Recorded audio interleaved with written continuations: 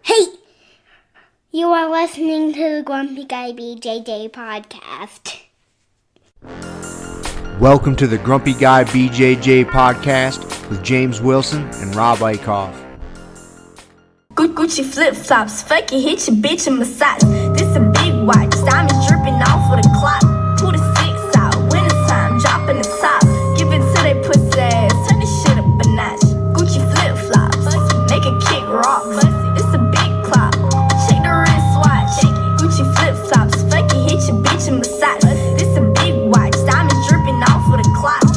Bad baby, got these bitches bustin' for cash. Do the dash, try to play me, bitch, I'm bustin' your ass. Lot of gun sounds, Roli bust down the Backup is going. We're plugged in there. 1, 2, and boom.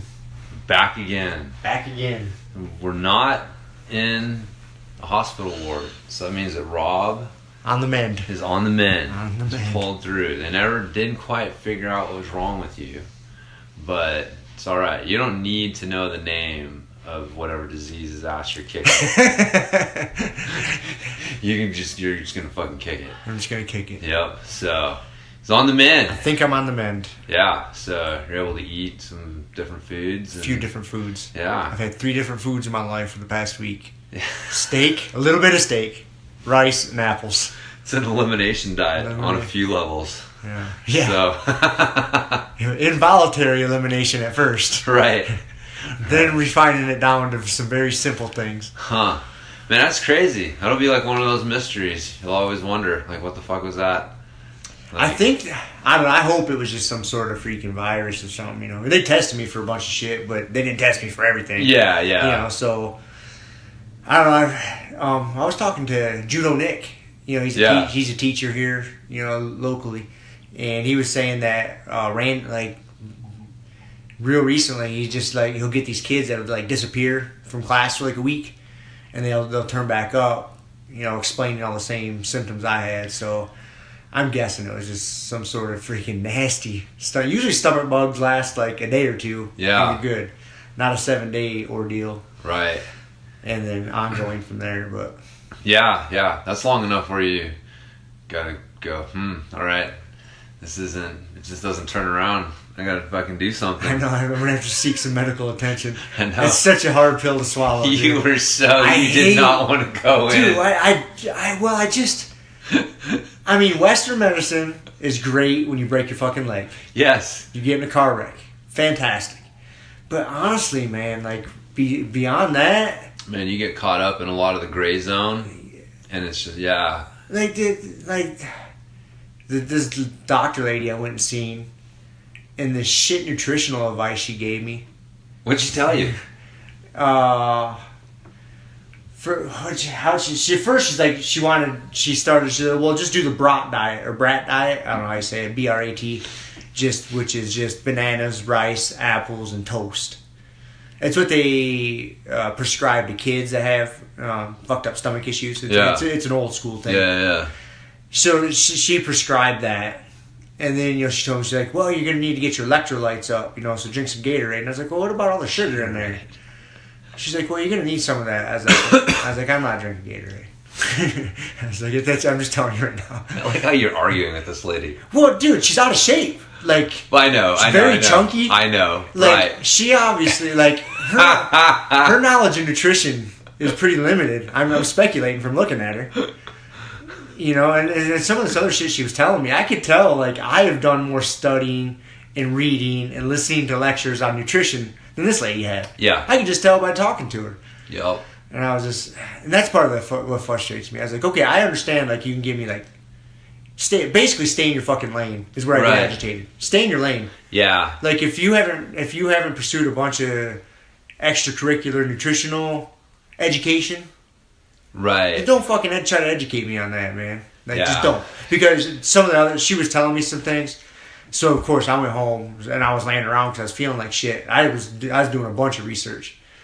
And, yeah, a lot of shit she was telling me, like, no scientific evidence to back any of the shit she was fucking telling me. Right. None.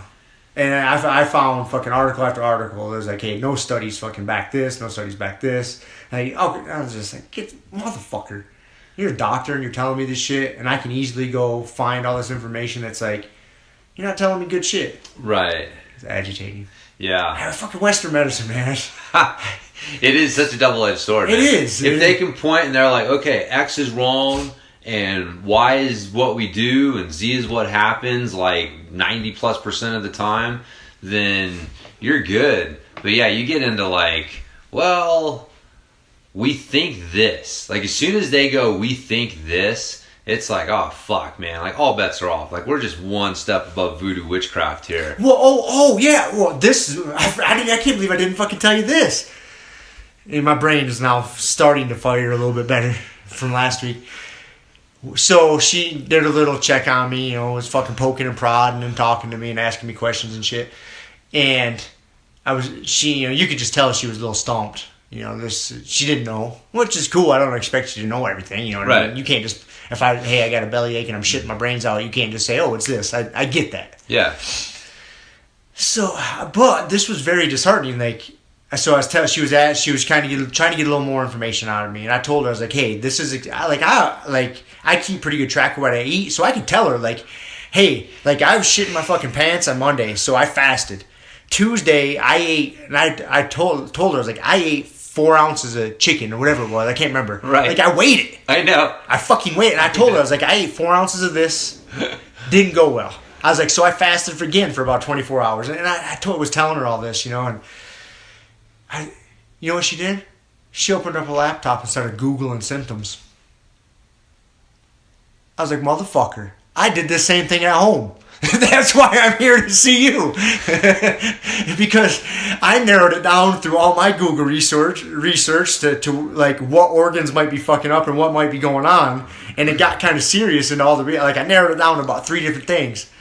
And all 3 of those were fairly serious. And they all said, like, hey, you should probably seek medical attention. And I go seek medical attention. I'm telling her all my symptoms. What'd she do? Goes to fucking Dr. Google. I was like, good Lord. Oh, yeah. That's crazy. I was like, what in the fuck am I doing here? At least walk out of the room and do it. Yeah, exactly. Pretend like you're going in the secret fucking... Something. Oh, no. Just pulls out. Pulls it out. Fucking Google it right away. Some shit. Let's see what pops up. So, yeah, I forgot to fucking share that. That's interesting. Yeah, that's always frustrating when you end up in a situation. I mean, I don't expect him to know everything, so I don't want to be that asshole. No. But by the same token, like, that's just it. But you don't expect them to know everything. I guess that's the hard thing, man. Like, doctors are in a strange place because they put themselves out there as, like, fucking demigods, right? And so, like, that's their position in the world. And, like, people come to them and they're like, what do you mean you don't know? Or what do you mean you don't have any advice for me? So they just start making, I say make shit up, but like... They kind of are. It's old wives' tales, right? Like the brat diet or whatever. Like you said, like there's things out there that,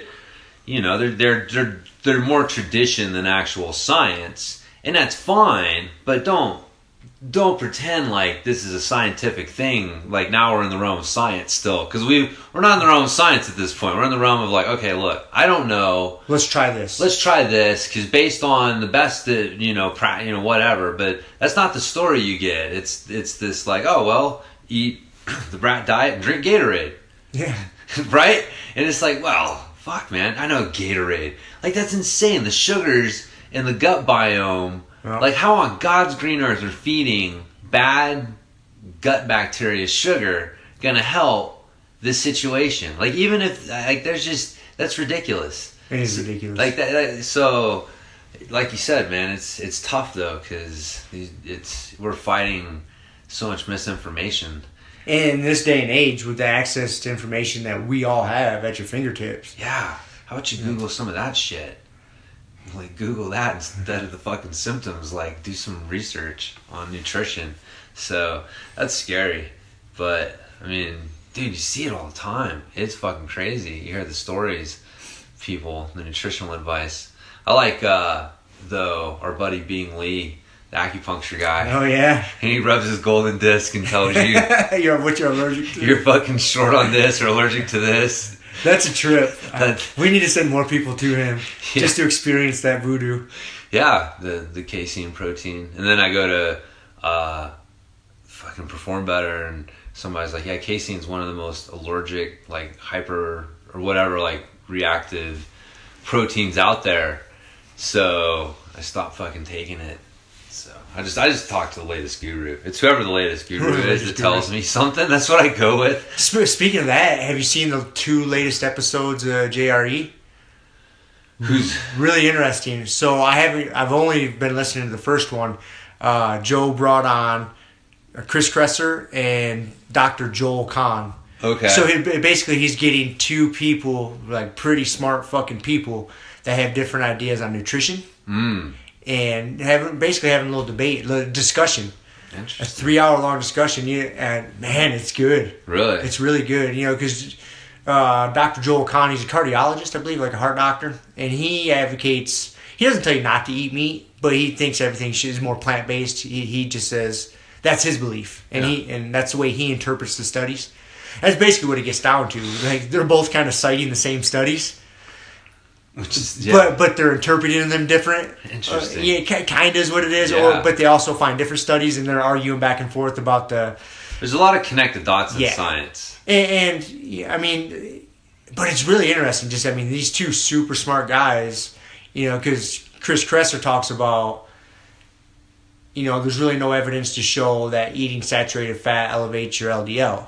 I mean, you can't deny that elevated LDL is going to lead to, you know, your arteries being clogged. Next thing you know, you're having a fucking heart attack. But the debate is what elevates that LDL. Yeah, and so there's some conversation there. Dietary cholesterol, saturated fat. So that's what I keep rewinding it and re-listening to it. It's like 3 hours long. Yeah, it's good, man. And he did an episode I haven't even got into yet with Lane Norton. I think he's a doctor. He's Dr. Lane Norton and Dr. Dom, the keto guy. Okay. Dominic D'Agostino, and they're gonna have a little debate about things. Interesting. So yeah, it's cool to. I mean, where else do you? Because you usually just listen to one guy talk, so it's all one-sided. Yeah. You know, just citing information and papers and blah blah blah, just puking information all over you. Like, oh, that's it. This is the, and then you listen to another interview with an opposing viewpoint. Yeah. And it sounds just as convincing. Oh yeah. You're like, oh, this guy's a fucking doctor. You know, he's opening people's hearts up, saving their lives. Like, oh, okay, he's not a dummy. Right. Let's listen to this guy, but not to have them sitting down side by side, like going at it. It's pretty cool. Interesting. So, huh. Yeah. I'll be interested to. I'll get to those eventually. I'm listening to Teddy Atlas right now. Well, I was going to talk about that today. Yeah. Are you quite a ways through that yet? Quite a bit. Yeah. I'm about like halfway, a little over halfway.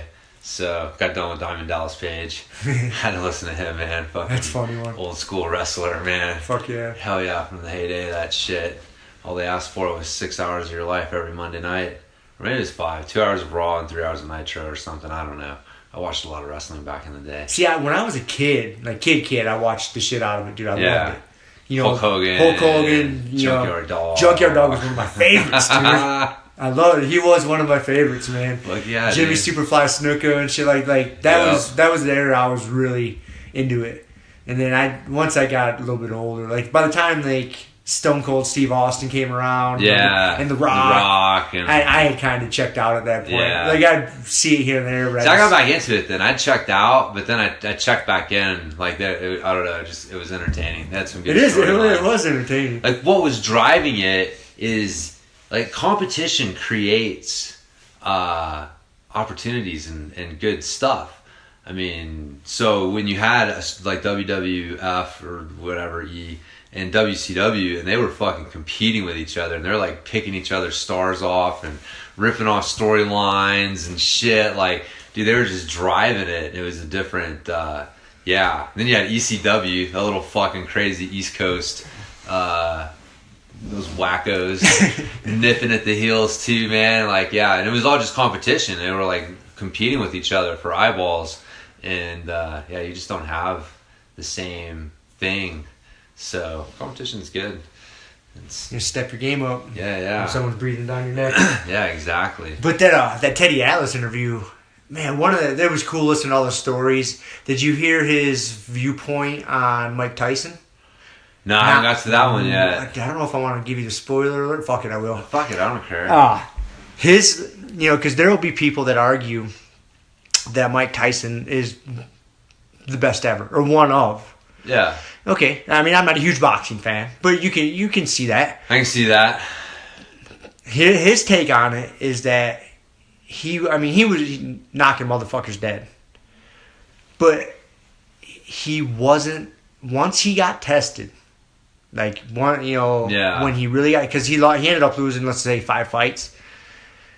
Teddy Atlas's viewpoint was that, hey, Mike Tyson's 0-5 in my eyes. Like, he's not 51-5 or whatever his record was. Right, yeah. It's like, because he was such a physical specimen that he wasn't challenged by anybody. He was just running through motherfuckers. Right, yeah. Like, he wasn't challenged. Like, he's just fucking people up. People didn't know how to deal with him. He was short, compact, explosive as shit, knocking motherfuckers dead. And then once he got tested, that's when you saw if he was a true champion or not. Yeah. And he crumbled. Yeah. When he got tested, he crumbled. Yeah, he wasn't mentally prepared. No, and that was Teddy Atlas's take on it. Yeah. I was like, wow, I never thought about it. I mean, like I said, I'm not a huge boxing fan. Yeah, I've heard that before. Like, that maybe it was Teddy. But yeah, no, that's... Yeah, among like boxing aficionados, like people who really know the sport, that's, again, I'm not gonna claim to be one, but I'm just like, I don't know, I'm on the periphery enough that I catch some of that stuff. But yeah, that was it, man. Like Tyson, he was getting through on raw talent and intimidation, and once he got tested, he crumbled. Yeah, he just did, but dude, he was so like mentally fucked. I mean, because again, too, like you don't know, because he lost his trainer, Customato. Yeah, like there was Tyson with him and Tyson after he died, and so you don't know. Like if he would have ran into Buster Douglas and like maybe it probably would have been a different story with that dude in his corner, and maybe he would have handled it differently. But yeah, he had bad fucking juju. Named Don King on his side. That didn't help him. No, man. He needed something like, you gotta speculate. I mean, there's stories of it, but no one really knows except for him, like how fucked up his childhood was. Yeah. And that shit leaves imprints on you. For sure. And so he didn't have any good luck growing up. Yeah. You know what I mean? Like he came from a fucked up past. Yeah. And he didn't have anybody looking out for him. And once he lost Cuss, right. Then he really didn't have anybody looking out for him. And Don King gets a hold of him. Yeah. I mean, it's a fucked up situation, but yeah, that was his. Anyways, I don't know. Yeah, that was interesting. It was interesting. And then the other thing that I really liked about that interview was like Teddy's passion. Like that shit is just contagious. Yeah, dude. he loves boxing. Fuck, he loves boxing. But it was really similar to. I mean, it's contagious. It was really similar to like how I feel about jiu-jitsu. Like it lets you. You testing yourself. It lets you know what your potential is. Yeah. It's how are you gonna behave when you're tired? What choices are you gonna make when you're getting fucked up? When things aren't going your way? That's what. That to him, that's what the beauty of boxing is. Right. Learning about yourself. It's fun. Everything's fun when you're winning, but when you're getting your fucking ass whooped and shit's not going right for you, then how do you behave? And he kind of talked about that in several different variations, but I was like, man, that's it. Like that's his passion for boxing is like I feel like mine is for jiu-jitsu. It's the same. Yeah, man. No, I was listening to like all the stories he was telling about from like Joe Louis and how these guys inspired generations of people. It's funny, you forget, like we I think we probably grew up in like the last generation that boxing still kind of had that place. Like Mike Tyson was the baddest. All you had to do is say, who's the baddest man on the planet? You go, who's the heavyweight champion of the world? Like that's the baddest man on the planet. And like you like that's just not where it is today. Like I still remember that. I still remember like boxers and the champions being like respected and that. Having that, and it is kind of sad. Like that was kind of what I took from him is like he's a little sad to see where boxing where it is right now. Like, yeah, making a lot of money, but it's really fucking corrupt, and there's a lot of things that aren't good about it, and that's one of the reasons it's not more popular. And plus, man, like, society changes, right? Like, combat sports are, as mainstream as we think the UFC is, right? Like, it's still smaller than boxing.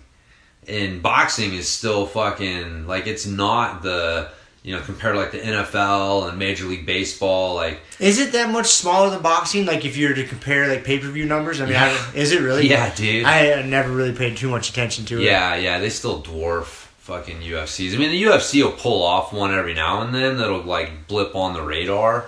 But, yeah, boxing... But, like, a big boxer, like, Triple G and Canelo. Yeah, that last one, dude, just whatever they pulled for that Canelo Triple G fight. Yeah, that's just... It dwarfs anything, any pay-per-views UFC does. Yeah. I mean, again, it's weird because we're in this little circle and we forget, we see the momentum, and everyone that we know knows who the UFC is and likes MMA more than boxing for the most part. And yet, for how the fuck do they put that many asses in the seat? It's just weird when you think about it. Like, who the fuck is still this into boxing? But obviously, like, a bunch of people still are. And it's just that residual of, like, at one point, it was one of the premier sports in the world. And we forget fucking wrestling, man. Back in the late 1800s, like, wrestling was one of the premier sports in the world. You'd have your fucking champions from all over challenging each other and people watching 3-hour wrestling matches. And so, it's interesting. That was kind of what I took, was like, it's just how combat sports ebb and flow. I mean, remember Gladiators at one point, right? Like, we think this shit's gonna last forever. I think probably MMA will last forever, but I don't know. Like, sports, they're just sports, man. But they come and go. But yeah, I don't know. I think boxing's it's an interesting one. You just gotta get punched in the head a bunch. It's a great sport, a great art. And it is, man. It really is. And you watch a really good boxer. I mean, it's a thing of beauty. It has consequences because you're getting fucking punched in the head all the time. That's not good for your health. It's not good for your health, man. Yeah. That is kind of the thing, is like, you see, like, the NFL is nowhere, like, it peaked probably like 5 years ago. And it's just been declining, and a lot of it is, dude, hits that, again, we grew up, man. We remember watching the NFL fucking highlights, and it was just people getting leveled, dude. Fuck up, man. Like, helmets flying. Dude, hits like that today, you're getting fined. Dude, they literally, I know you don't keep up with this shit, but they have these new roughing the passer calls. Last week, one of the linebackers for the Green Bay Packers fucking sacked the quarterback for the Niners. And it was a clean fucking hit. And they called him for roughing the passer because he landed on top of him. And it's like, how do you stop the momentum of a 250-pound human being? Super athlete. And it's like, it's getting ridiculous. But they're just trying to keep up with society and the taste of society. And, like, knowing now, like, oh, that's the consequences. That was probably a big thing, man. Like, seeing Muhammad Ali at the end of his life, it's like everybody grew up idolizing him. Is like, oh, that's what happens when you get punched in the head 1,000 fucking times. Yeah, the rumble in the jungle. There was a price for that to be paid, and you start seeing that. It makes it harder to just ignore and continue to I don't know. I mean, look at Junior Seau. That guy, he fucking killed himself. He shot himself in the chest. Yeah. So that they could study his brain. Yeah. Because he wasn't himself. He knew something was wrong. He knew something was wrong, and they even, found his journal entries, and he was just writing, many entries he'd write in there, like, this is not me. I can't talk to anybody anymore. I can't connect with anybody anymore. Something's wrong. This is not me. Yeah. And, like, he knew, like, during his moments of clarity, he knew something wasn't firing right. But he didn't have a solution for it. Yeah, dude. He was one of the baddest in the fucking game. Dude, I just love that guy. Oh, yeah. Yeah. I was like, dude, number 55. I mean, number 55, like I said, I'm not a huge football fan, but I remember him. Dude, that was back in the day. He was just smashing people. Yeah. Oh, yeah. Yeah, those guys. There's a price to be paid for that, man. Our brains aren't meant to take that many. No. That's what makes jiu-jitsu so great, because we can just go at each other, and for the most part, our brains are safe outside of just smoking from trying to figure out what collar Kevin has me tied up with. Just getting frustrated. Yeah, it's like, what collar is that? Oh, wait a minute, that's my collar. I'm overthinking this. That happens. But, yeah, so, anyways. I don't know how we got on that. I have no idea. Yeah. How do we end up talking about most of the shit we talk about? I don't know. But speaking of slapping people in the face, not that's what we're talking about, but potential head injuries. We got Combat Jiu-Jitsu tournament on tonight, so when we're done recording, we're gonna... It's going on right now, actually. It's going on right now. It started, yeah. We'll have to see where it's at, rewind rewind it, and gonna cook up some meat, eat some steaks, and watch dudes wrestle and slap each other, and so... Make sure a good evening. Yeah, man, for sure. And the next weekend's the Quintet 3. Yep. So, and then you see Gordon Ryan is on Team Alpha Male now. Uriah Faber's team. I didn't know that. Yeah. I don't know who that was on his team that dropped out, but yeah, in the last day or two, he got picked up. Interesting. Yeah, to be on the team. Craig Jones is on the Polaris team, I think. I forget I think so. Yeah. So. Well, and then also next weekend is the Khabib McGregor fight. It's still going down. Nobody's gotten hurt yet. I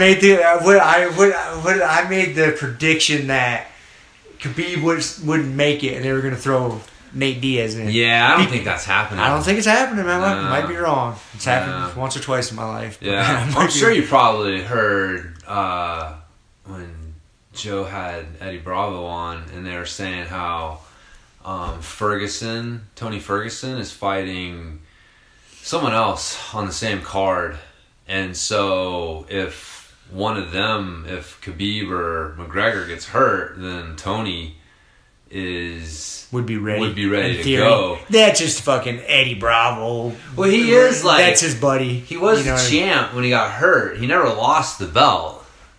Which is interesting. I mean, you hate to say it, but there's some politics. There's obviously some politics involved, right? He never lost the belt. No. He won the belt. He was doing interviews, got hurt, and no interim, interim title fight while he's getting healed up or anything. Just straight up okay, next fight is for that belt, and now you're back in the mix when you come back. 'Cause that's how Khabib got the belt, right? Yeah. That's how he got it. So.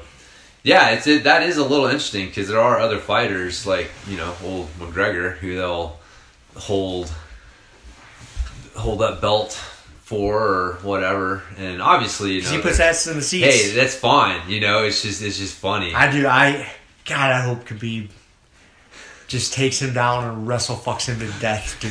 He's a fucking bear. God, I hope that's what happens. It's gonna be an interesting fight. McGregor's got that power, man. If he catches him. Yeah. Might end the night right there. Yeah. You never know. There is that chance. That'll be a good fight. Yeah. I'm pumped for that. Dude, what we were looking at, or I was looking at seats, and there was $31,000 seats for that fight. The nosebleed section was $1,300. That's insane. Yeah. That is insane. $1,300 for fucking nosebleed section. Yeah, I know. It's going down in Vegas, right? Yeah, I know. They're ballers on a budget seats for $15,000, when you're just ballers on a budget. Yeah, budget ballers. So yeah, but got some good jiu-jitsu and shit to watch coming up. Yeah, next weekend, hell yeah. Yep, and you got Jordan Peterson next weekend. Yeah, that's Sunday night. So I'll be interested to hear how that goes. I'm interested too. See, I really don't. I kind of know what to expect, but I really don't know. I hope you show up and there's a bunch of fucking Boulder college liberal kids protesting. And you gotta walk think about that. They're very well of ignorant protesters calling you a Nazi. There very well could be. I didn't even think about that. That's my hope for you, Rob. Thanks. I get fucking bike locks thrown at me. Well, I didn't say that, but thanks. If they're gonna get violent, punch a Nazi, they're gonna come running at me. Yeah. But it'd be good experience, man. So I'll beat up a hippie to go see Jordan Peterson. See, that's what I'm saying. It'll give you the opportunity to say something intelligent to somebody. I don't know. I think I'll just choke him. The frustration. That is like, he is such an interesting character, and like, I don't know how anyone who's actually listened to him and what he has to say, or like read his book or anything like that, can have a problem with he's him. not saying, he's not trying to call, segregate anybody, or he's doing the opposite. Yeah. But that's the problem, is like, if you say, hey, that's reverse racism, or that's like reverse, like, that's, state controlled speech, and now you're imposing your, like, be whoever you want to be, but don't force your reality on me. Like, I'm not going to force my reality on you, right? Like, my reality is, I think that, gay people shouldn't get married. I'm not saying that's mine, but I'm just saying, like, that's, and now your reality is that you want to be called fucking 15 different pronouns depending upon how you're feeling that day, right? And it's like, both of these are fucking ridiculous realities that exist only to serve the person who is entertaining them and make them feel important, and or have a basis to judge someone else so that they can feel important. And they're trying to fucking force these things back on each other. It's like, well, I'm going to ban gay marriage. Yeah, well, I'm going to make you call me a Z. It's like, Zer. Yeah, or Zer. Yeah, or whatever the fuck Zer it is. Rob today. Yeah. And it's like, this is just insanity. But if you say that, well, now you're a homophobe because, you're not supporting, you have anything negative to say about. It's like the children, man. I always joke about that. Like, you can do anything for the children. If it's for the children, like, you can't question it. Because if you question it, you're questioning the children, bro. Right? So, it was Angela's going to send you this picture. I don't know if she ever did. She did that. The mug of soda. Fucking mug of soda. And it was like for 99 cents more, upgrade to a giant mug of soda, and we'll donate $1 to the Juvenile Diabetes Fund. I couldn't believe it was a real thing. She sent that to me. I'm like, this can't be a real picture. Totally real. Like, if you're doing it for the... Dude, think about, like, how much fucking sugar is sold in the name of children. Or, like, I've talked about this before. It drives me nuts. Like, they give out sugar to kids at school, and it's like, you can't say anything, because it's like... Because then you're the weirdo. Yeah, you're the weirdo. You're the It's just weirdo. for the kids. But you have these groups, right? Like, the kids is one of these groups, and... minorities is one of these groups, and gays or transsexuals or whatever are one of these groups that, like, you can't express any negative thing about what they're doing, or because that makes you against them. And it's like, fuck no, man.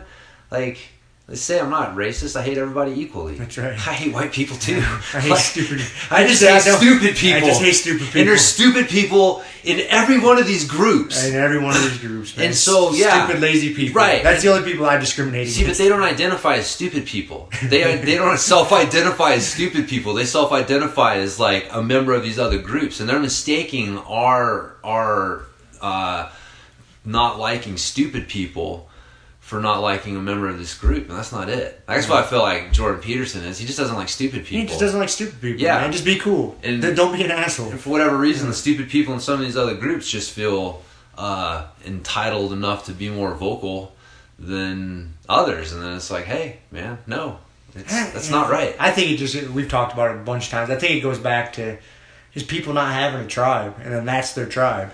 Yeah. And that's really what it's just team oppression. Yeah. Team oppression. We're on team oppression. Recreationally enraged. Yeah, recreational outrage. And that's really what it is, I think. Oh, yeah. Because they don't have an outlet. They don't have whatever. Some sort of fucking... A lot of times it's a physical outlet. They just don't have it.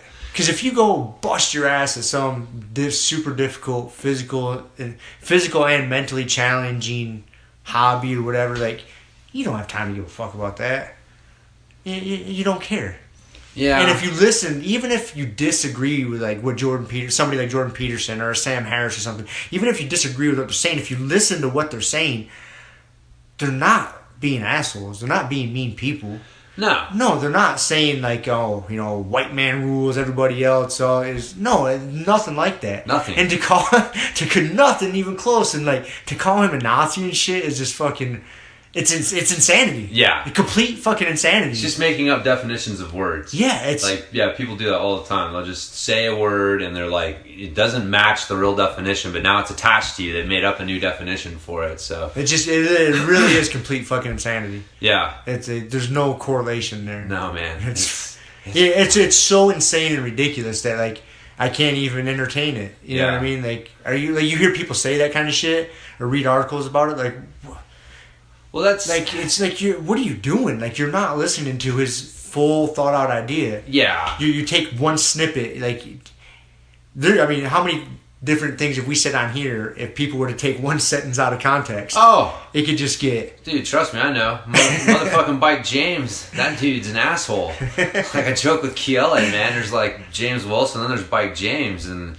Yeah, like my mountain bike strength coach guy, especially with the flat pedal thing, like... Dude, people do that shit to me all the time. They'll take one fucking sentence or like a paragraph or something that I wrote completely out of context and just run to town with it, making all of these just giant statements and stuff. And it's just like, I don't know where they get it, man. I just sit here and laugh. I'm like, fuck, I had no idea that's what I did.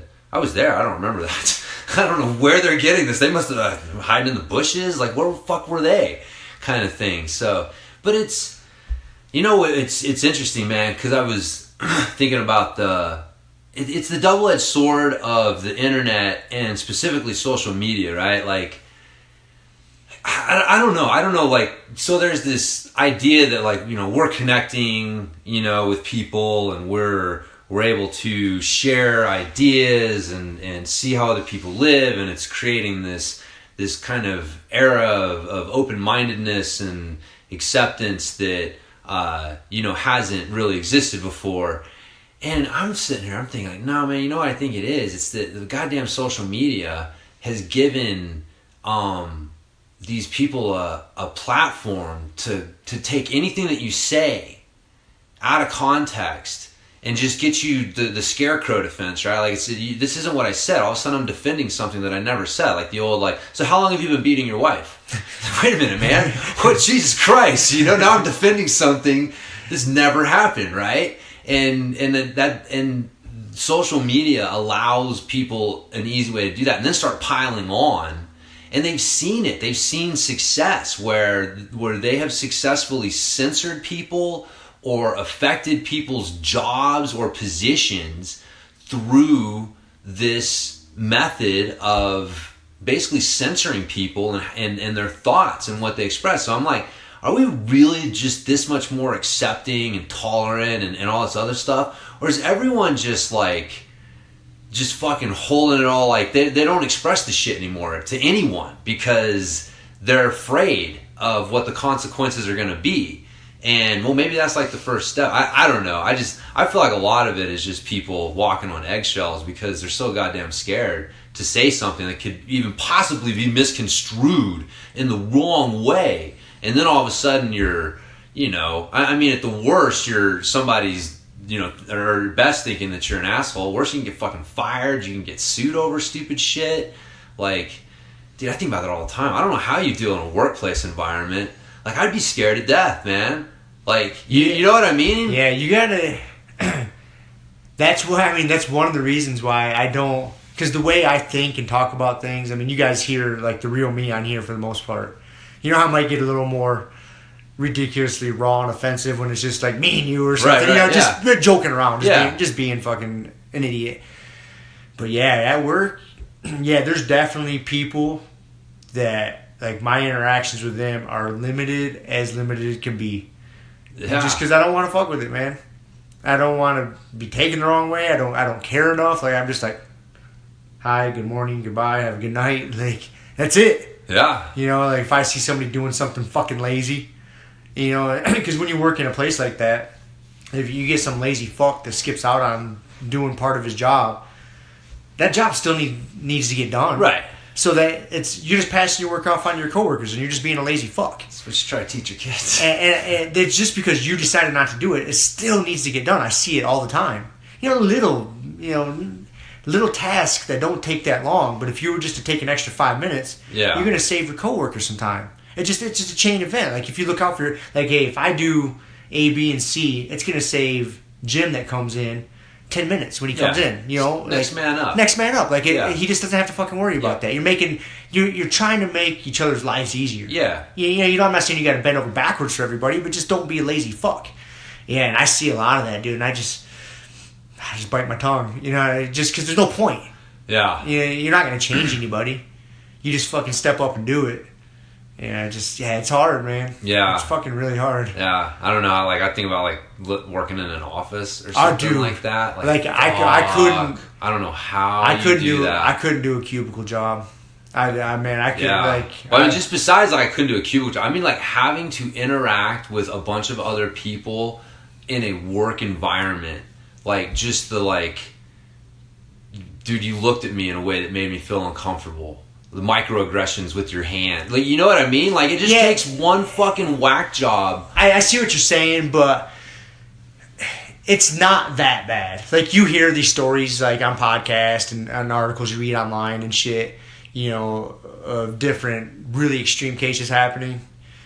Well, I know extreme case, but dude, I told you, it's not that bad. I know. Well, dude, I got fired for making a fucking joke about editor of a muscle magazine being gay. And this is back in the mid-90s. And it was for no other reason than, like, you know, I was being insensitive and blah, blah, blah. Like, that was it. There's no other reason to fire someone over a joke like that, you know, again, like, I'm far from being homophobic. It was just not, it was a fucking joke.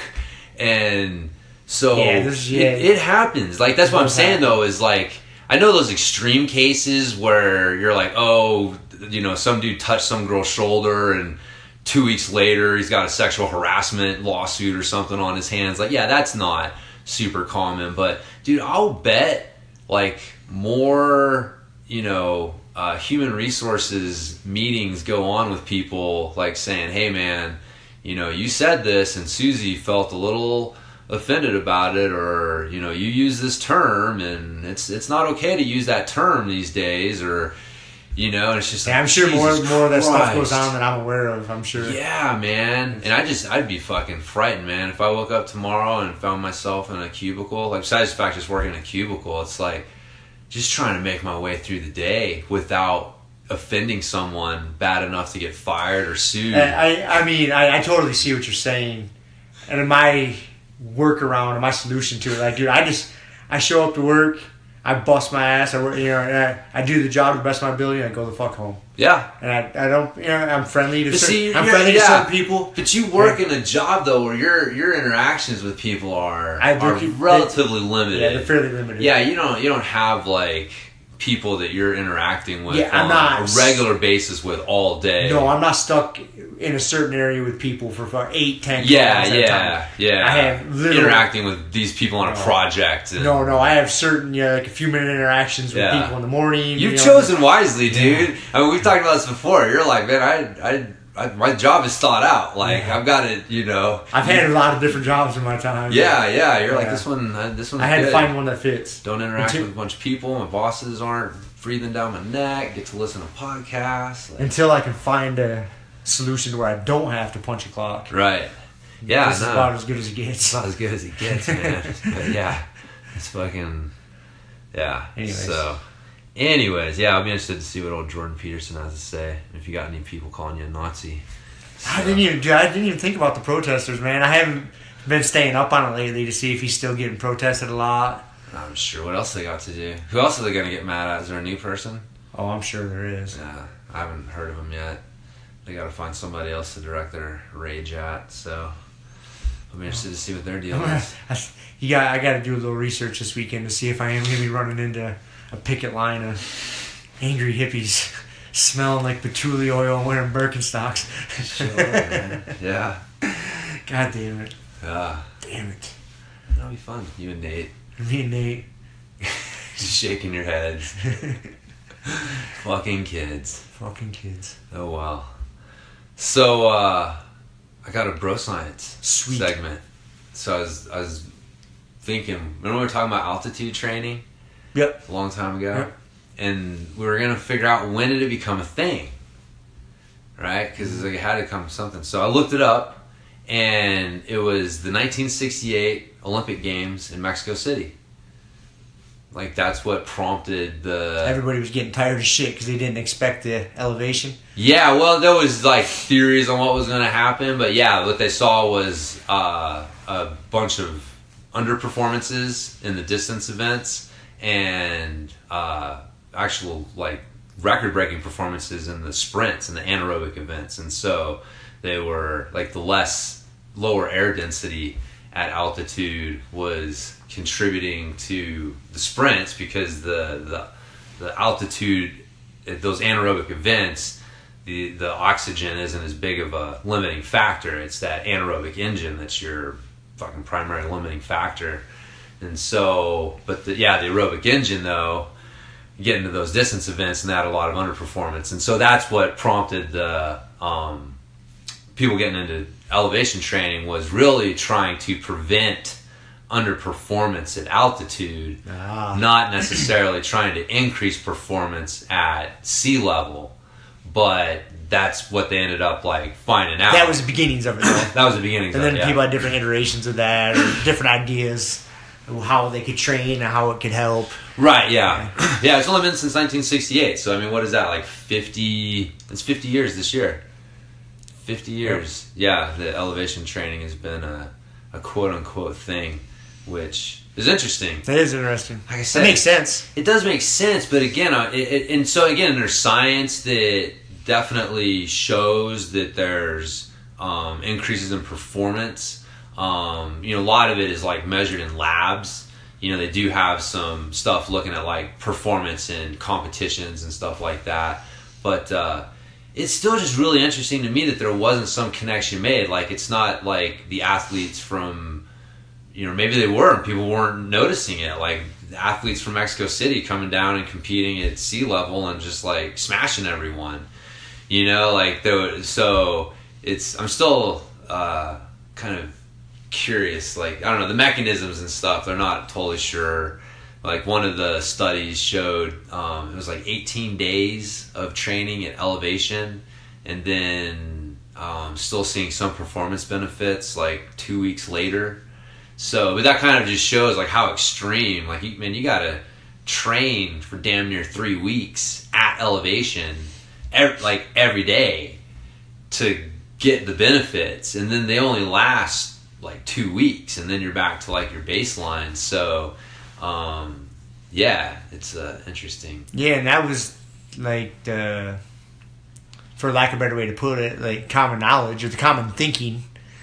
Because I didn't even remember, like, when the UFC first started getting popular, and Tito Ortiz, he was one of the first guys. Mammoth. Yep, or Big Bear or Mammoth or something.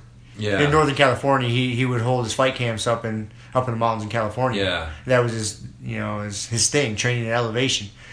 And I remember hearing about that, like Olympic athletes always come out to the Rocky Mountains to train at elevation. Yeah. And that was just kind of, you just accepted it. Yeah. But like say now they're changing it. Now they say, hey, like maybe you should train at sea level. You can push harder and sleep at elevation. Right. Well, I think that's kind of the thing now is the portable elevation, like that changed things for sure. Like, now that you can just sleep in a sleep at elevation, train at sea level because they say you can push harder at sea level. Yep.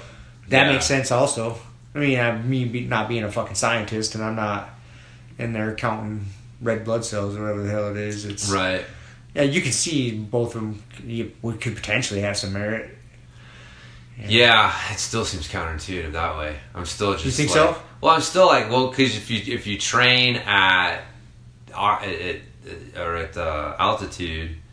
then like your body's under a greater stress, so it's going to trigger, because it's all about like triggering a response. You're basically, training is just switching certain genes on and certain genes off. Like, really, at its most fundamental, elementary thing, you run, you're turning off some genes, you're turning off others. You lift weights, you're turning off, you know what I mean? That's all you're doing. You're turning these genes on. These genes are expressing themselves, and how they're expressing themselves are determining like how your body is reacting and adapting to that training. And then over time, those become your results. And so, to me, like, the adaptation, like the trigger from training at altitude would be greater, and then sleeping at sea level where you have the higher oxygen concentrations would be like helping your body recover faster. So, because if you're trying to recover at elevation, like just being at elevation is a stress. Right. Like just being at elevation is a stress. Like anyone is, go from sea level to fucking Telluride. Just shit, dude. Just going from where we're at 5,000 feet, going up to some of those, places at 9,000-10,000 feet. I'm sure by this point you're used to it, but oh, you know the difference. There's a difference, man. Just being at altitude is a stress, and so that's why I'm like, I can't argue with results, right? If they're like, hey, science showed this and the results show this, like, okay. But like logically, I'm just like, dude, I don't understand how being in at altitude, which is a stress for your body, is going to help your body recover, because it's just trying to deal with the stress of less oxygen. So, yeah. I don't know. I'm not a scientist. I'm not smart enough. I really think, for your average Joe competitor in any sport, it really just boils down to what elevation are you going to be competing at. Right. That's it. And then get your body acclimated to that. Yeah. So if you have a tournament in Denver, you're at 5,280 feet elevation. That's where you should do most of your training. That around that. That way, once you get there, it's not that much different. Yeah. That's really it's tough, man. Like if you live in California and you're gonna come compete in Denver, that's tough. And even then, it's like, because you have to train for weeks for your body to start actually getting adapted to being at. I forget what they say. Yeah, that takes a long time. Yeah. Yeah, and that's training. It seems like this is complete bro science. I can't remember the fucking numbers, but man, they say like just moving and living at elevation, like even where we're like 4,600, 5,000 feet or wherever. It takes like a fucking year or something for your body to fully adapt, or a long ass time. Yeah, it's months, dude, months. And I'm not talking from a training aspect. I'm talking just everyday life. Oh yeah, to where your body finally accepts it as normal. Right. And you get back to like a homeostasis, I guess, so to speak. Right. But yeah, it takes a long ass time. Yeah, that's where I think it's just like you gotta be there, fucking live there. So, but yeah, that's my advice to people who can't train at altitude has always been like, you gotta focus on efficiency, because like your cardio isn't gonna, like, you're gonna have less oxygen in the air. That's it. Period. You're gonna have to, right? And so the only thing that you can do is use as little energy as possible and be really aware of your effort level. And so, because again, this is where people bury themselves when they go to altitude, is their what is an 8 or a 9 on the 10-point RPE rate of perceived exertion scale at sea level is going to be different at altitude. And so like it's going to take a lower effort level for you to start redlining in that 8, 9, 10 zone, and people don't pay attention to that, and they push at the same effort level without paying attention to how it feels, and that's when they blow themselves the fuck up, because they're redlining quicker, and they just are redlining sooner, and they're redlining more, and then that adds up. And so it's a lot of it's just pacing yourself properly and being fucking super efficient with your movement. And so that's where like mobility comes in. That's where drilling and rolling and just being super efficient with everything that you do comes in. Because if you're like some hyper explosive guy who just relies on your athleticism and strength, then you're gonna be suffering.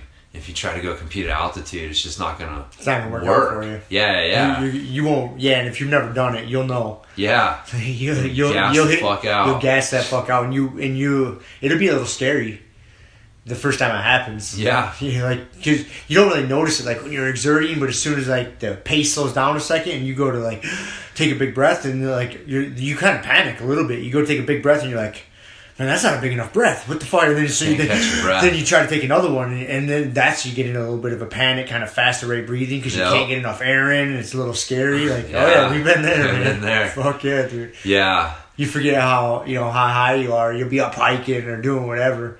9,000-10,000 feet, mountain biking. Mountain whatever. biking, dude, yeah. And then you're grinding. And, you're kind of getting out of breath, and all of a sudden you stop for a second, and then it's like, oh shit. Yeah. What the fuck is going on right now? Yeah, that's when you're trying to repay that oxygen debt, and your brain's like, wait a minute, there's not enough oxygen. We're not getting oxygen fast enough to repay this debt. It's a little scary, man. Yeah, your brain will fuck with you a little bit that way. So now that's a good segue into our today's topic. So do we want to talk about the topic first, or we want to talk about our review first? Oh, I don't care. No. Let's do our... I don't care either. What do you want to do? I don't know. Don't matter to me. It's pretty fucking irrelevant. It is irrelevant. It was a nice smooth transaction. It was a nice smooth transition until you fucked it up. Fucking totally screwed that up. Well, it's just, I had it in my mind one way, man. You fucked it all up, so... It's so now it is irrelevant. Now it's irrelevant. Because today's topic is going to be freaking out. How not to freak out on the mat. mat. Dealing with anxiety. And, those panic, situations on the mat. Because, it happens. Yeah, man. Let's talk about it because we're fucking on it. We're there. So. Yeah. So, no, I think that, like you were saying, like it happens to everyone. I think that's the first thing, man. It happens to everyone. I don't know. If someone tells me that it's never happened to them, then all right, great.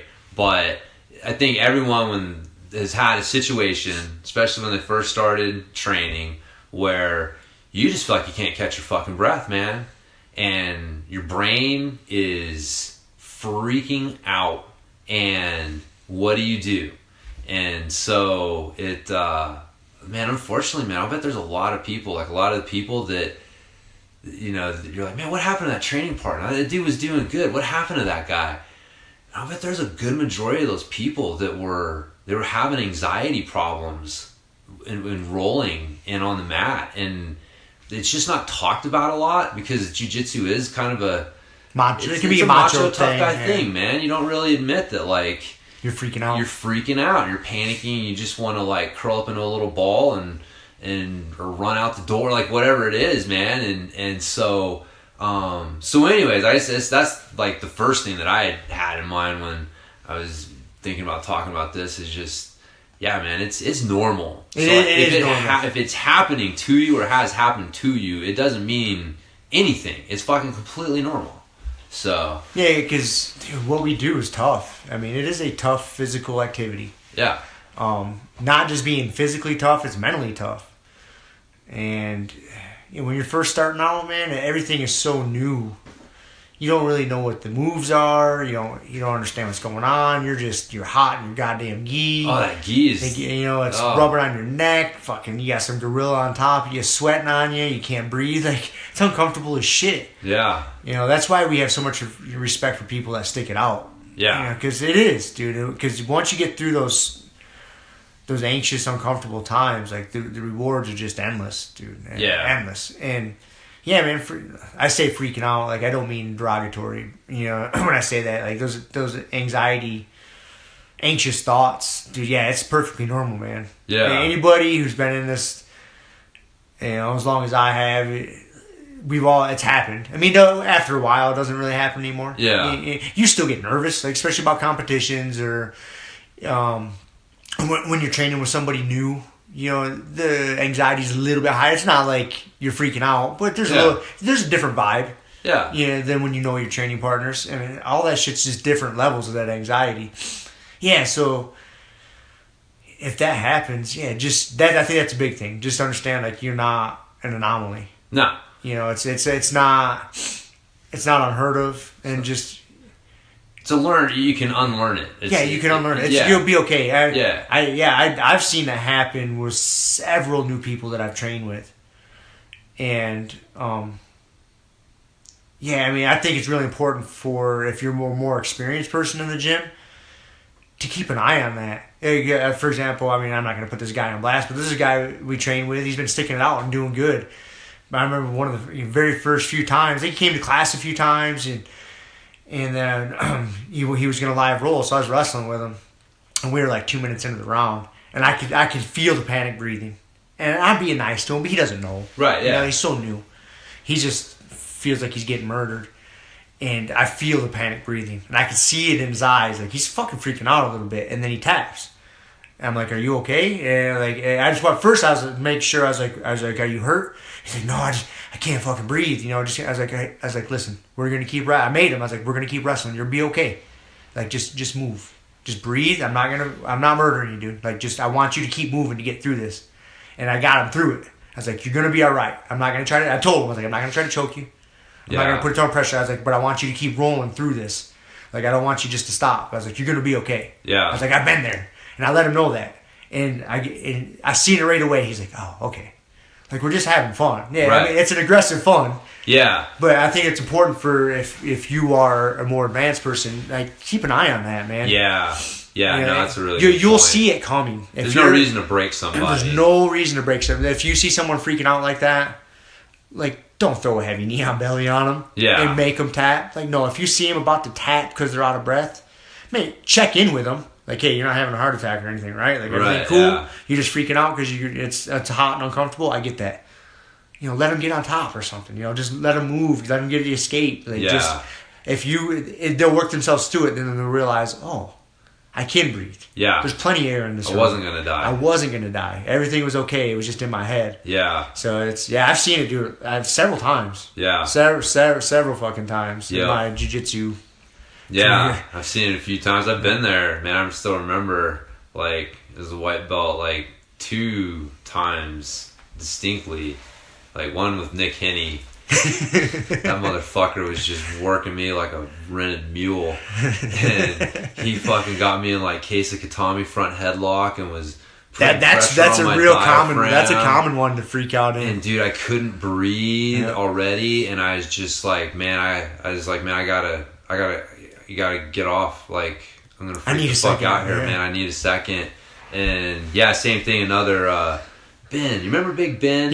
Yeah. Big Ben, man. Yeah, he had me mounted one time, and same thing, man. I couldn't breathe, and I couldn't. It just my fucking brain. And it was funny. He did the same thing though, where he was like, "Hey, man, look, I'm not gonna let you tap out. Like, you're good. Catch your breath." He ended up, like, grabbing my arm and fucking Kimura-ing me, so that's fine. But it was like, I'll tap to that rather than, like, just tap into fucking panic breathing. But yeah, I mean, those are 2 times distinctly I remember where I was like, yeah, I fucking your brain. So because the thing is that all of it's in your head, right? All in your head, but there is legitimately a small part that, like, you can't control. Like, when your carbon dioxide levels reach a certain level, your fucking lizard brain starts to take over because your brain legitimately thinks that, like, you're in a really bad spot, like you're gonna fucking die. And that's where that, like, this is the difference between, like, the anxiety and the panic comes in. Like getting anxious and feeling like the panic starting to set in is a different thing than the panic, like, setting in.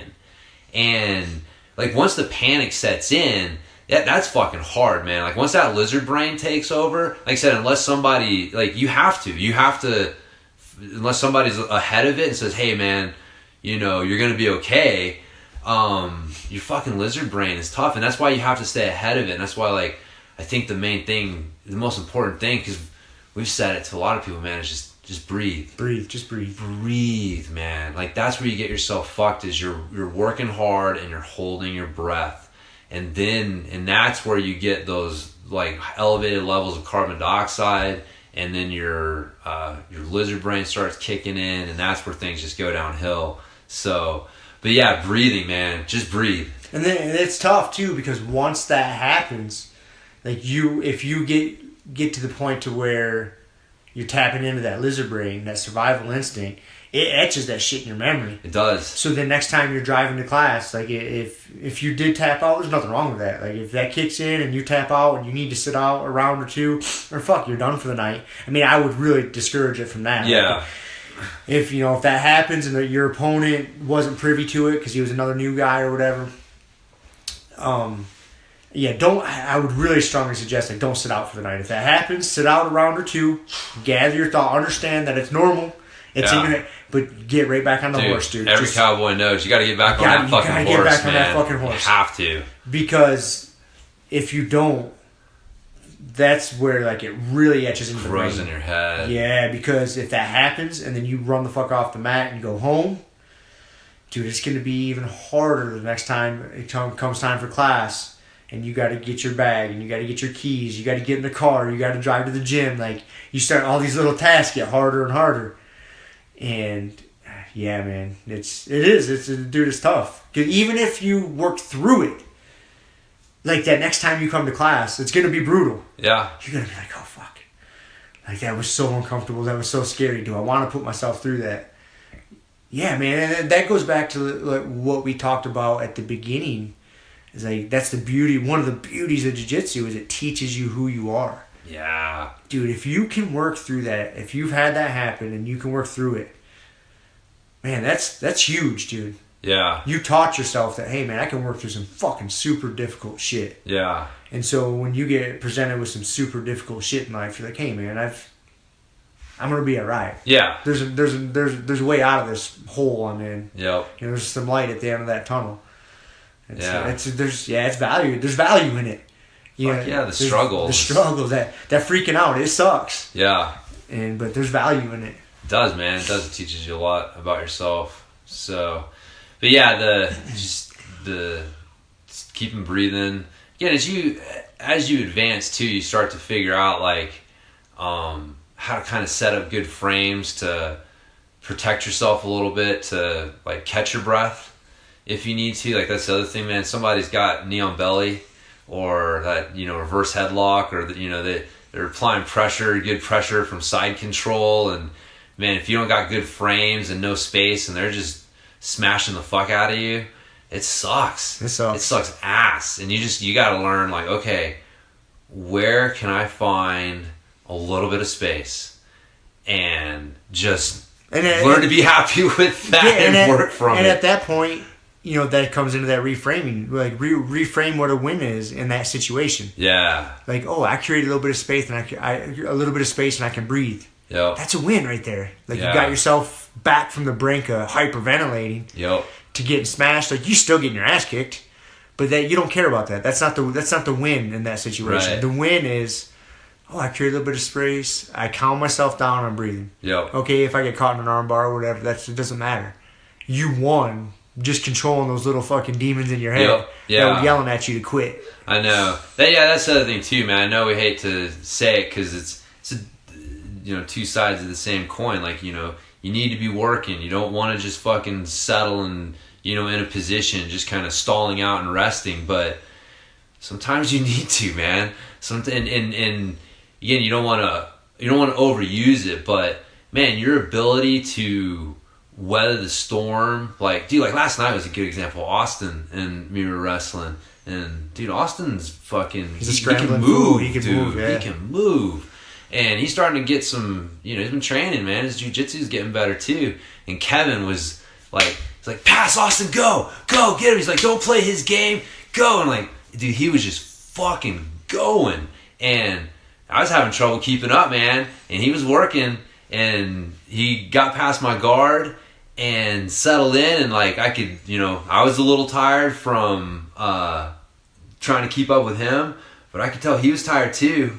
And so it was just a matter of like, okay, don't do anything stupid. Like, don't make the situation worse. Fucking, catch a breath and then work out of here. And that's what you gotta fucking do, man. Like, but there's something to, like you said, like that reframing. Like, that's a win. Like, if you can just fucking, not make things worse, get yourself in a position where you can start working out of it. Because, just moving. There's something to moving, but moving without purpose can definitely wear you out. I see that a lot, man, with like white belts that don't necessarily know what they're doing.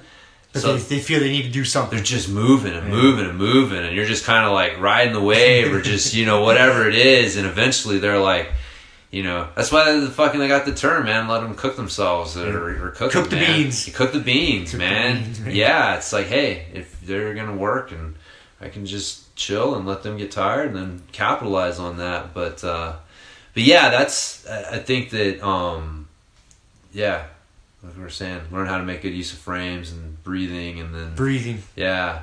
Just worry about controlling what you can control. I know you got a gorilla on top of you trying to smash you, but just, you get to those points, you can always control your breath unless someone's arm is around your neck.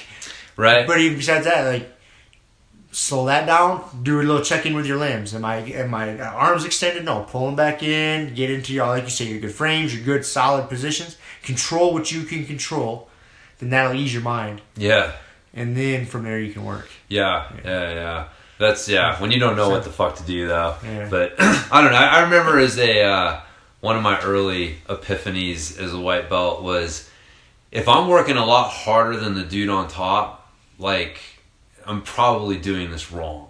You know, and so if I'm trying to do an escape and there's like a moment where I'm doing something, but if I'm just moving and moving and moving and moving, and the dude on top is just kind of like chilling, I'm probably not doing something right. Because like I am just wearing myself the fuck out and they're just chilling. And so, again, it's a fine line, right? Like you don't want to just be totally passive, but there is something to like, okay, man, just set up a good defense. Wait for them to do something. Because a lot of times, especially, man, in those situations, like, the reason that you're in an anxious, like, you know, almost panicky state is because, like, you're fucked, right? A lot of times it's like they've got you in mount or side control or something and everything's tied up and you can't move anything at all. And you're just like, fuck, you know, this is no good. And it's like, man, you just gotta, figure out how to fucking work out of those positions and not fucking lose your mind. So, kind of forgot what I was talking about there. It's all good. Yeah. Don't freak out. And I think the biggest takeaways is, one, it's gonna happen. Yeah. For most people, especially if you're not coming from a wrestling background or some sort of combat sports background, the chances of it happening are pretty high. But once you experience it and you understand that you're not dying, like it doesn't happen very often after that. Yeah. You may run into a time or two here or there, but dude, it's all in your head. Because when those, like, I'll see it sneak back up on people to where, like, say you make it to blue belt, and then you're training with a white belt, and this white belt's fucking putting it to you. So basically, you're losing to somebody that you, in your mind, that you shouldn't be losing to. Right. That'll wear you out faster than you think. Again, that's self-imposed shit. You know, it's in your head. Like you put yourself in a little weird headspace there to where you're not moving with attention. You're losing control of your breath, and you're getting a little fucked up. That was self-imposed. Like, just go back to controlling what you can control, and it'll sort itself out. Yeah. But. Yeah, just defend, and then a lot of it does come from waiting for them to do something too. So yeah, it happens, man. Like, and I think that's it. That big takeaway, and the other one is, if you see that happen with a training partner, be cool. Yeah, we got to look out for each other. Look out for your training partners, especially the more advanced you get, and you're training with new people, and you see that happen. Yeah, be cool with them. Yeah, just recognize it. And if they really need to stop, obviously let them stop. But right. try to persuade them, like, hey, I know you're freaking out. I know it's hard to breathe. Like, dude, I'm not going to smash you. Like, I just want you to work through this. I want to be successful. I want you to, if you work through this, you'll be so much happier with yourself. You'll be okay. Yeah. You know, providing they don't have asthma and they need an inhaler. Right. You know?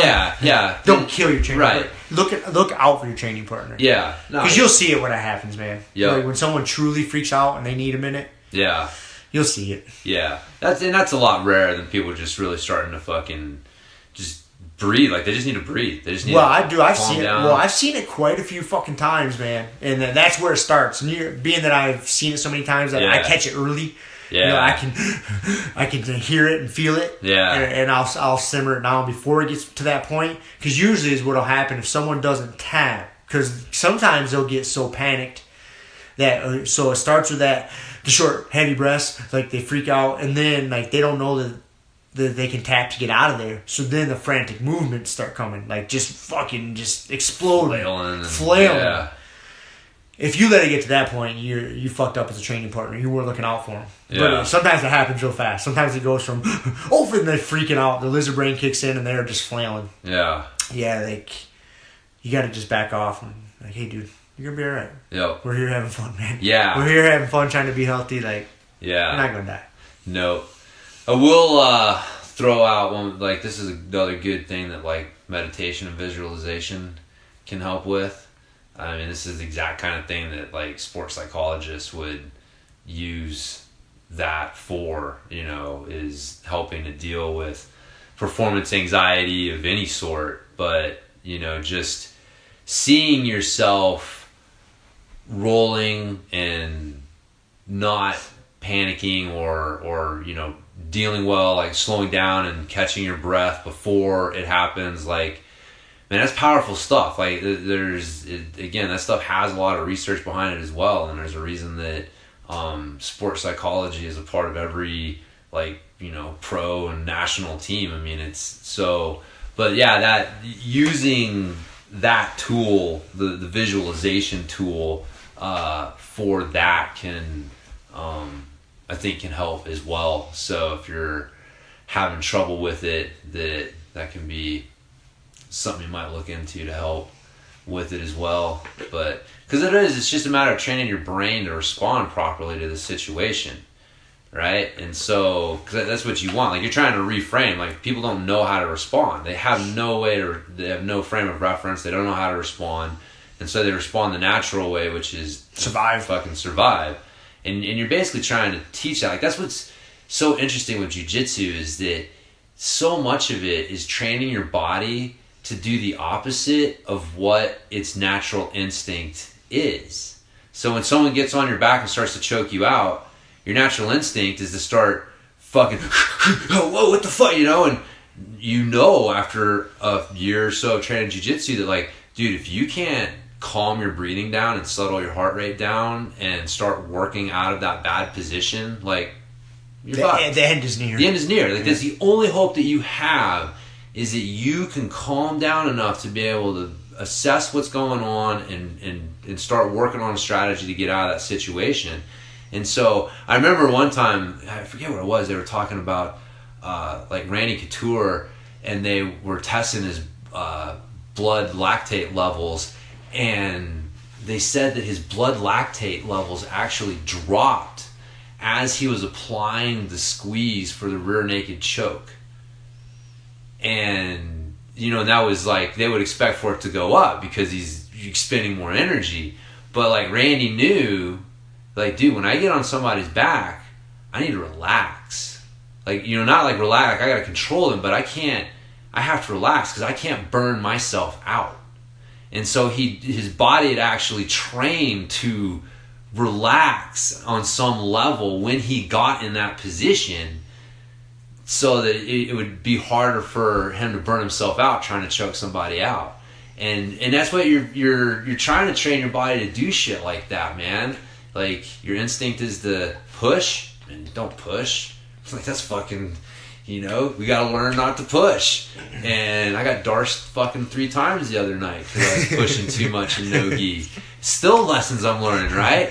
But that's the instinct, man. Like, I need to make space, so push. And so much of what we're doing is trying to rewire our brain, take control of these instinctive things that, in a moment, in a survival situation may be okay, but, like, in a sustained combat situation, like, they're fucking bad habits. Those are the things that get you fucking choked out or tapped and stuff. And so, but yeah, that's where, like, the visualization can help, because it just helps rewire the brain. Like, if you can see it, your brain's rewiring itself, so your response is the... You've been there before. You've been there, man. Been there in your head. Yeah. Yeah, you've been there, so to speak. Yeah. Your mind thinks you've been there before. Oh, yeah. So it's not so foreign. No. It minimizes the freak outedness of the situation. I know. We've talked about using visualization for, like, hitting jumps. Yeah. It's like you're skiing and me with biking, like, dude, you hit a new jump and it's like you're looking at the takeoff, looking at the landing, closing your eyes, you see yourself doing it, and it's like, that's the only way to do it. It's so hard to just flash something, like come up on it and be like, assess everything, like, you know, you're definitely not hitting anything at a super high skill level that way. Yeah, I remember that was always such a rush. There's no way I could do it now. I mean, if I had somebody skiing with me that I really trusted, but yeah, when I was doing the ski bum thing up in Aspen back in like '99, right? We had this little crew we ski with quite a bit, and it was very common to, you know, we would all take turns doing it, but we'd say we saw a cool lip, and, you know, maybe we've hit it before or whatever, right. But maybe we hadn't. Well, instead of going up and spotting it and doing a run and coming back and hitting it, one guy would go down, spot it, and he would stand there and he would kind of point where you should hit it. And so you're hitting the jump fucking blind. And you trust your buddy. Yeah. Like, he's telling me, like, okay, he can, you know, your buddy's going to scope it out. Oh, he can land there. There's no trees, rocks, or whatever. So you trust your buddy. He tells you to hit it here, and you just fucking rip off. But that takes a little different mind because you have no idea once you go off that lip. Yeah. You're like, how big of a jump is this? Where's this landing going to go? How much speed should I get? You know, we would, because I remember, like, when you'd be the guy spotting, you would kind of show where to hit it, and then when they're coming up, if they're hauling ass, like, you tell them to, like, slow it down, like, okay, you don't need that much speed. Right. Or if they're not going fast enough, you're, like, trying to wave your arm, like, pick that speed up, motherfucker. Don't undercook this jump. Don't undercook it, man. So, I mean, we had a little system, but that's... Oh, yeah. Yeah, because you didn't have the visualization. Right. No, yeah, trusting your buddies. Yeah, I remember those days. Yeah. I don't think I could do that now. Dude, that's so funny. I know, I remember doing that shit mountain biking too. It's fun, though. Somebody'd be like, follow my line. Yep. All right, bro. I'm going to trust in you. Trust in your speed and your trajectory, bro. So, yeah, those are fucking... But if you can visualize it, it makes it easier, but... I remember I had a fucking asshole friend of mine, so this is... Dude, this is after I had lived... I'm pretty sure it was after I had lived in Colorado, and then I moved back home to Michigan. I came on a ski trip out here, and it was me and my brother, and we had one of my buddies with us. And I trusted this dude for the most part, but not, I guess, in the skiing sense. Yeah. And we did that. Like, me and my brother were both pretty good fucking skiers. And so we sent this guy down, like, hey, that looks like a pretty cool lip. You know, go spot that for us. You know, because me and my brother had the same, like, mindset. Like, oh, he's going to show us where to hit it or tell us if it's good or not. He goes down to the lip. He's like, yeah, waving his pole to come hit it. So, fuck yeah, me and my brother go ripping off this thing, dude. Lo and behold, dude, we come off this lip, and it's nothing but a field full of moguls. Just fucking big-ass bumps. No smooth landing. Oh, dude, we were hauling ass, too. And we ate shit, both of us, dude. It's a miracle we didn't get fucked up. Dude. Oh yeah, I wanted to beat the shit out of my buddy so bad. Like, dude, are you trying to send us to the fucking hospital, man? That's like, not funny. That's not funny, That's man. not funny at all. No, man. it's a good way to get straight fucked up. Yeah. Thankfully, we made it out without getting injured, but dude, we ate shit, dude. Bad. Dude, yeah. Fucking Luckily, asshole. we never had any asshole friends that did that, man. Fucking dickhead. Anyways, man. So yeah. So freaking out happens, man. Freaking out happens, and you'll be a better person. You will on the other side of it. On the other side of that, man. If you push through and come back to class, No. like, you are a stronger person. Yep. Yeah. I don't care how you word it. Like, It'll get better. Yeah. It's definitely. I don't know. I'd say too, man. Like, really talk to somebody about it. Like, if you're really struggling with it and having a problem, man, talk to your coach. Like, don't fucking quit. yeah, don't quit. Yeah, ask your coach. Like, hey, man, I'm having a tough time with this. Like, every time now, I'm not wanting to come to class. Like, yeah, don't be like. It's better to fucking talk to your coach, and I don't know, man. Like I said, we're afraid to because you don't want to be thought of as a pussy. But dude, I'd rather be a pussy still doing jiu-jitsu than a pretend tough guy not doing it. Because late at night, you know why you quit. Yep. You're still gonna have to deal with those fucking demons. Like, they're not gonna go away just because you quit. Yep. So yeah, don't quit. don't quit. Talk to somebody if you need it, or just suck it up. Suck it up. And because that's where those excuses start coming in. You're like, oh, I don't have. Why? Hey, because you see somebody that was training for a month, and you don't see him, and you ask them, like, oh, I don't have time, or this or that. Like, Yeah. maybe that's the case. Maybe. Yeah, I saw a meme the other day on the internet, and it said, I don't have time for jiu-jitsu is the grown-up version of my dog ate my homework. It is. That is totally. It really is. It's like, don't give me that. Don't give me that. I know. And even if you do, I don't know. We were at that volleyball game today. Oh, 8th grade girls volleyball. The season's finally over. Oh, is this really the finale of it already? Yeah, the finale. Yeah, man. So it was good. I mean, it's supporting Shiloh and seeing her progress and get better, and her team was pretty good this year. She seems to be liking it, man. Yeah, I ask her about it all the time, and she seems to be digging it. Yeah, she's digging it, and that's again, cool. It's so cool, man. Sports are such a great thing for kids. Like, every fucking kid should do sports because yes. you see so plainly hard work equals results. Like, you don't see that. It gets fuzzy in other areas of life, but man, with sports, you see it, man. You put in the time working on your serve. Oh, my serve gets better. And you put in the time working on, fucking hitting the ball. That got better. It's like, hey, surprise. 1 + 1 = 2. Hey, there you go, man. That's how life works. Like, even if you don't always see it, man, you can always trust. You know that like hard work will pay off at some point down the road. And so anyways, it's good seeing that. But it was, we were there for, God, we had like 3 hours of volleyball games going, and it's hilarious though because you realize, like, dude, sports, it's such in our DNA. Like, I'm not a huge fan of volleyball. It's 8th grade, basically junior varsity, girls volleyball, and dude, some of those games, like, you're on your fucking edge of your seat, they're close, back and forth, and you're like, wow, you're like sweaty palms and getting into it, and it's that's like, awesome. Damn, dude, this is freaking, but it's humans are wired that way, man. It's Fruta versus whoever that other team was, and we were going after them. But anyways, my point was, with the time thing, is that like, I'm there, man. I try to spend time with my daughter. I do stuff, but dude, your kids are not the center of the universe. And so, like, I see these parents that get sucked into like especially like soccer parents, like, their kids are at practice all the time and doing tournaments every weekend, and it's like they literally have no time to do shit other than like shuttle their kids around to stuff and go into tournaments and blah blah blah blah blah. And it's like, dude, that is not a legitimate excuse for you to not do what you need to do. Like, your kids are not that goddamn important. Like, you need to take some time for yourself to do shit. So, I don't know. I see a lot of it like, I don't have time. Because I talk to and it's like, a lot of it is like, oh man, my kid's got this thing and that thing and the other thing, and it's like, well, how about your kids have a few less fucking things? Maybe bring them to jiu-jitsu. Like, maybe give them that as a thing to do jiu-jitsu. But anyways, I don't know. Just a little fucking side rant, I think. No, I think it's a really important point. I mean, I can only, obviously I don't have kids, so I can't speak to that, but man, like, I am so appreciative of all the sacrifices my parents made for me, man. Like, all the shit they did, like, I can't say thank you enough to it. Because you look back, you don't realize it when you're a kid. Oh, no. But when you look back, man, like, now that, like, dude, I'm almost 40, and I replay all these different things I did as a kid and what my parents did to achieve that and give me those opportunities. It's like, dude, like, it is awesome. Oh, Aka the podcast, man. The podcast mascot is back. But like, I mean, I couldn't be more appreciative for it. But you do, I think what you're saying is, you see a lot of parents use that as an excuse to, like, not take care of themselves physically or whatever, because I don't have time to work out. I got to take Johnny to practice. I got to do this.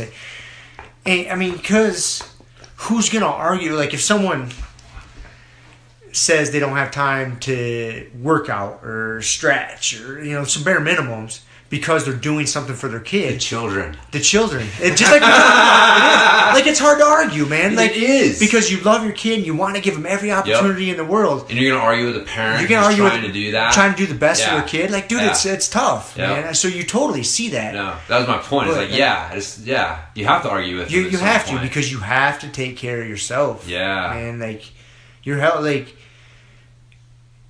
taking care of yourself is so important, because the healthier you are, you can be a better version of a dad, of a mom. And you're an example, man. You set the example, and you can be the best version of yourself. That way, you're not too tired when you got a relentless 5-year-old fucking swinging swords around the living room. Wondering where's my weapons drawer? Why is my sai not in my weapons drawer, Mom? You're not just so spent because you're not taking care of yourself to go hang out at a volleyball game. The other things, like, Yeah, leading by example. I think it's a good point. Yeah. Yep. Parents make a lot of sacrifices, man. They really do. It's not easy. And that's awesome. It can't be easy. That's Yeah. one of the reasons why I chose not to have kids, man. Like, raising a kid scares the fuck out of me. It's a good adventure, man. Oh, I'm sure it is, and I will take your word for it. It's like coaching class every day. You learn so much about yourself. Like, damn it, how did I learn how to be a responsible person? Am I a responsible person? Am I a responsible person? I remind myself of my 5-year-old a lot here. So, yeah. But, it is important, man. You got to take some time to do that shit. So, Well, on that note, as far as improving yourself in the jiu-jitsu world, yes, we're going to do a little segue. Fuck yeah, I'm good at these, man. You are. As long as you don't fuck them up with some awkward conversation in between. It's too late already. Damn it.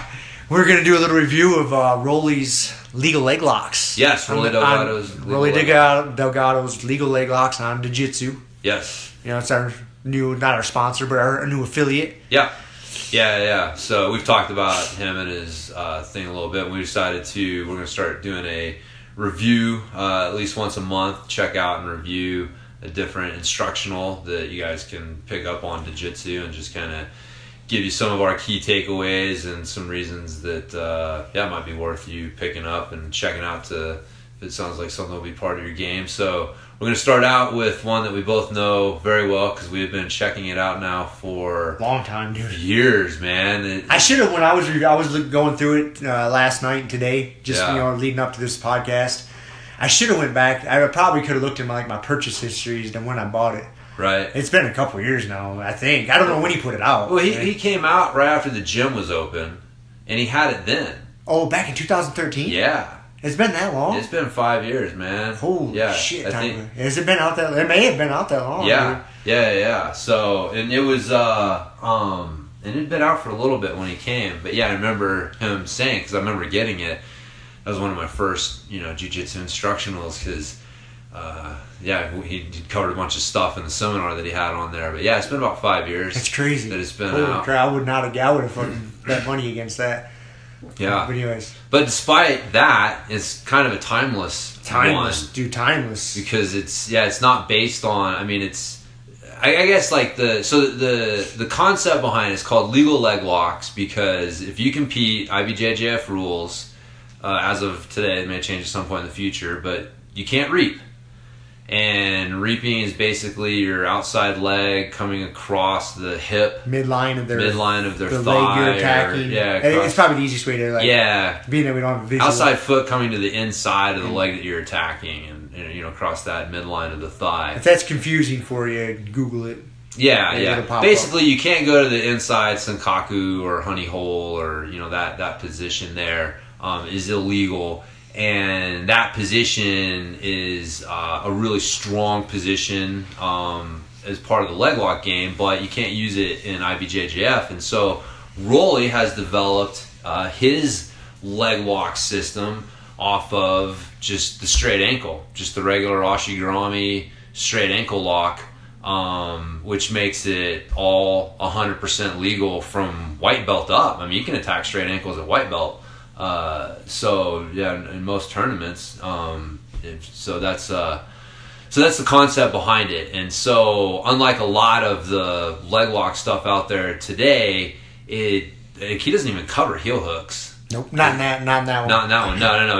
He's got some other instructionals that he covers that is illegal. He's got leg locks. That's I got to make sure I correct that, because last episode I was talking about like the part 1 and part 2. So legal leg locks is just one edition. Yeah. And then he has illegal leg locks part 1 and illegal leg locks part 2. Right. Which are both fucking awesome too. Yeah. We'll probably talk about those eventually, but yeah. So legal leg locks is one edition. Right. But yeah, like I was saying though, is like he doesn't even touch on heel hooks. Nope. And so straight ankle knee bars. Straight ankle and knee bars. He's got calf slicer in there too. Yeah. He's got a few other things, but the bulk of it, like 80.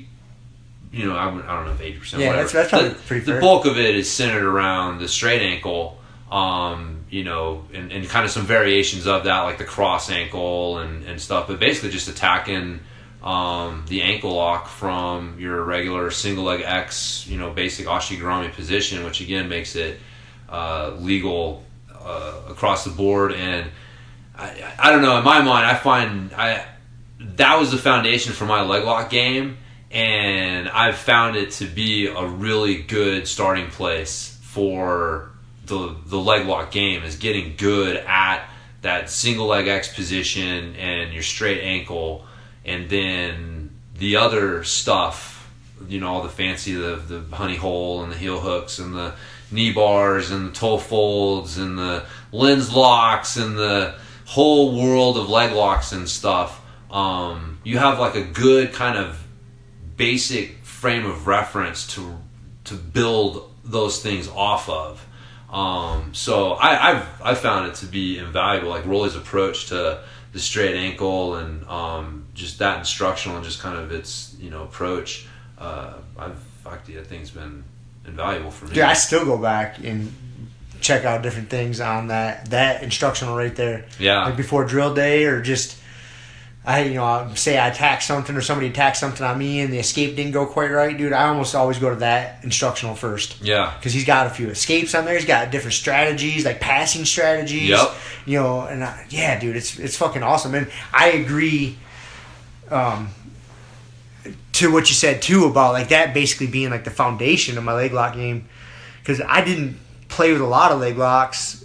I mean, I did, but I wasn't like a big part of my game until he came and trained with us, and he did that seminar, and then I got the instructional, and then I started using them more and more and more, and that was basically the foundation of it. That was what got me started on the right path. Yeah. And dude, there's so many good details in that instructional that helps you once you start getting into, for lack of a better way to say it, like fancier stuff, like your inside Sukaku or your honey holes and shit like that.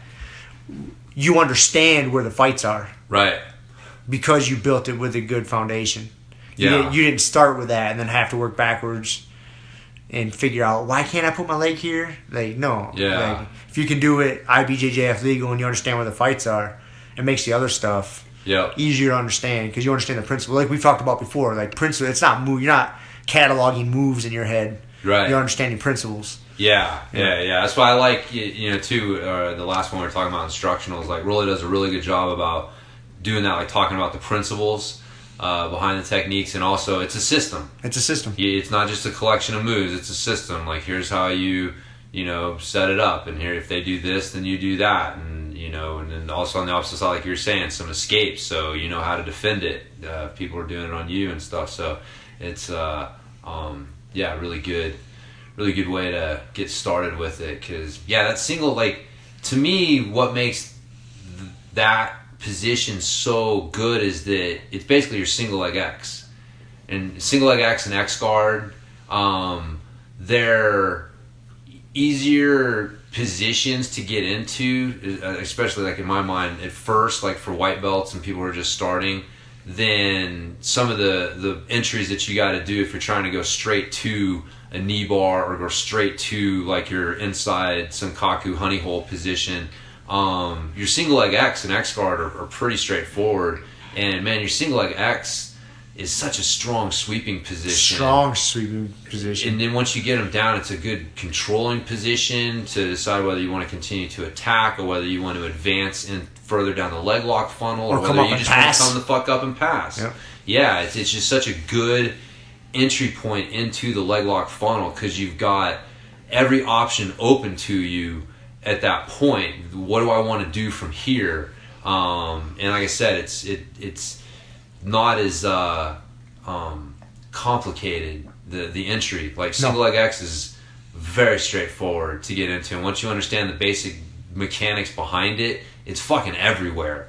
And then and he really strips down his thought process behind the grip he uses. Yeah, which is a little different than a lot of times you'll learn. It is very it is different. It's more of like let's say shallow. He attacks the toes, more of a shallow grip, I guess, for without lack of visual, I think is a good way to explain it. And he'll explain why he does it like that, and show you. He's got drills on there to show you just repping that. That way it becomes second nature, dude. When someone sticks their foot there, Like, you're really going to put your foot there? Yeah. And I can grip like this? I like, know. you're done deal. Yeah. So, boom, snatch up foot locks fast as shit. So tight. You get that grip down, you'd be yeah, dude. Like, how fast people will tap to your straight ankle. Yeah. Once you get that grip down, it doesn't even make sense. Like, you surprise yourself. Like, you get that grip down, and you hit that live rolling, and next thing you, like, usually, because I remember the old school way I was taught straight ankle, it usually ended up being more like a calf crush kind of thing. Right. You know, you're basically putting somebody's ankle in like a headlock. Right. And just squeezing the fuck out of it.